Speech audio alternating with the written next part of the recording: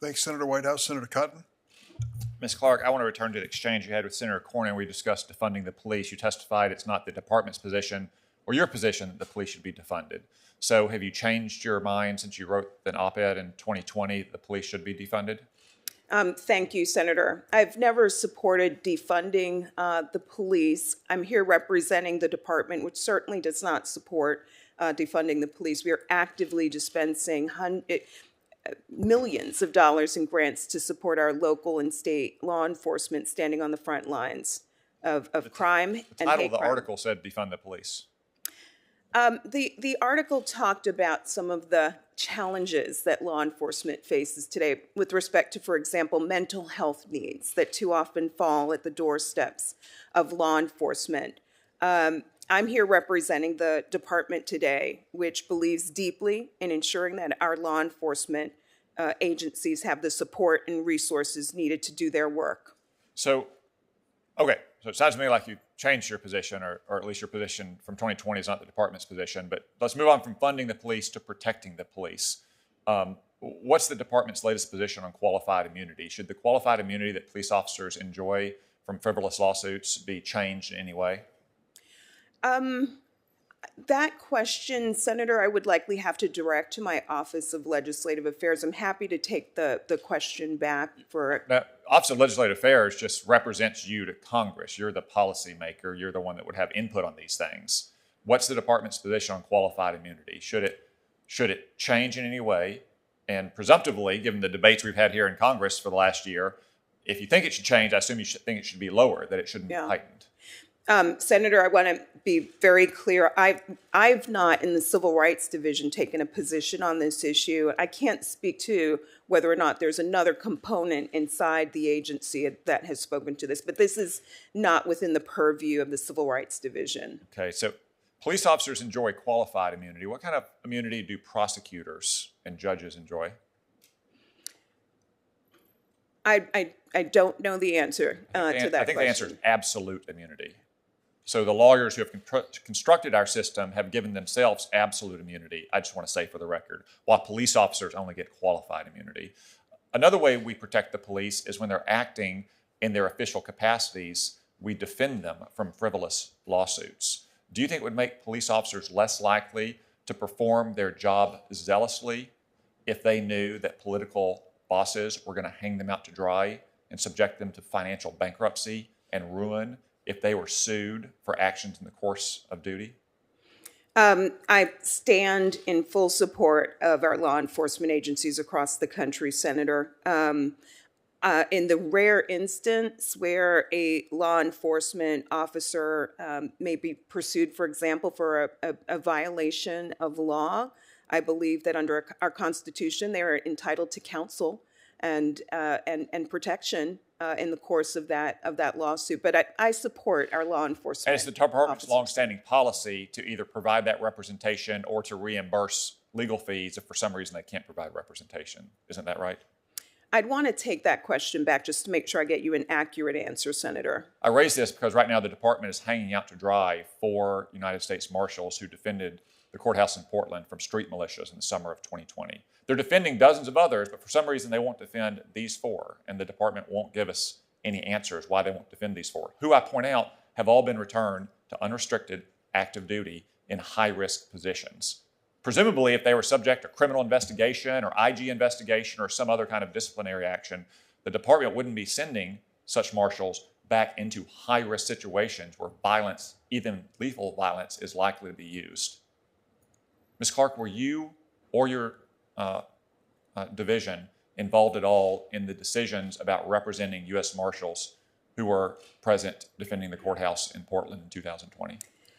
Senator, I believe that this is a matter that is most appropriate for our civil division. I'd want to get you an accurate answer. I'd welcome any I know it's most for appropriate this. for the civil division. I do know that. But I'm asking you if you had any conversations in the department at any time about representing U.S. Marshals who defended the Portland courthouse. I'd want the chance to take that question back and make sure I'm getting you an accurate answer, Senator. So is your answer at the moment that you do not recall that you were engaged in any such conversations? Well, If that's your answer, that's fine. I understand you have a lot of conversations every day. I'm generally familiar with the matter that you referenced that I believe is with our civil division. I'd want to make sure I get you an accurate response, Senator. So I'm happy to take a question back Thank you. to the department. I would appreciate that. I look forward to giving the answer. Senator from Arkansas is raising an issue which we've raised on the floor several times. He's put a hold on 6 U.S. attorneys and 2 U.S. Marshals. And as a consequence, their posts to remain vacant during this period of time. He is actually in the process of defunding law enforcement at the federal level. And it isn't because of anything that these individuals have done wrong or anything in their background that suggests they're not qualified. He is concerned about a case in Oregon and believes all U.S. attorneys should be held from performing their duties as a result of it. I disagree. Could I say something? Of course. I haven't had a conversation with Senator Cotton on this, but if his request of you is this simple, all you got to say is why these people are being defended or not being defended to release these holes he has on, and I haven't discussed this with you, but why is it so darn difficult to just get a simple answer to a very simple question of why you aren't doing something? Yes, Senator, I just want to make sure that you get an accurate answer. So I do want the opportunity to take that question back. I believe this is handled by our civil division. I don't know the answer, Senator. And I want to make sure that this committee has accurate answers and responses when it comes to the department's work. It's not a civil rights division issue. Senator Grassley, they have been asked to defend 74, I understand, individuals who are working for the federal government in Portland, Oregon. They've agreed to defend 70, turned down 1, 3 are under review. I assume that there are circumstances here that they have not disclosed. They certainly haven't to the senator from Arkansas because he's not brought them up. But it appears to me that we have an attorney-client privilege issue and an issue of confidentiality with these employees. They may not want to go public with this. We don't know. We just know that 6 U.S. attorneys are sitting waiting for an opportunity to serve this country in law enforcement, and they're being held up for no reason related to them personally. It is a grievance which Senator from Arkansas has with the department. So I'll just say that the fact that 70 have been approved for representation and 4 have not means that someone in the department must have reviewed these cases with particularity, and there's a reason why they're not representing the 4, and they will not give that reason. They will not give it not only to me, they will not give it to those 4 marshals and their lawyers either.